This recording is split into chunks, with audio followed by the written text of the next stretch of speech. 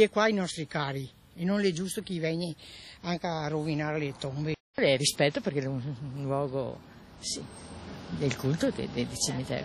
La Z di Zorro è tornata ad imbrattare le tombe dei cimiteri di Vittorio Veneto. Era aprile quando un ignoto Mister Z decideva di porre la propria firma con pennarello indelebile su queste tombe al Camposanto di Ceneda.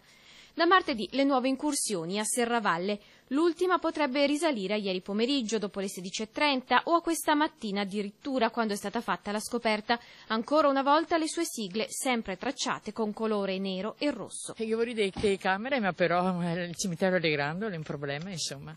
E alcune telecamere potrebbero presto arrivare, anche se risulterà difficile monitorare dei cimiteri così grandi. E voi pomeri, questo sì. Il nostro Mister Z ha le ore contate, potrebbe avere presto un nome e un volto. I carabinieri di Vittorio Veneto sono sulle sue tracce. Sorvegliati gli ingressi dei cimiteri, il comandante Giancarlo Carraro della Compagnia della Città della Vittoria fa comunque appello ai cittadini. Qualsiasi segnalazione potrebbe essere utile alle indagini. Anche il sindaco Gian Antonio D'Aresi dice fiducioso: prenderemo questo sconosciuto.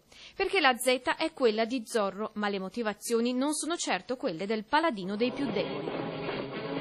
Lascia il tuo segno, una Z a che indegno.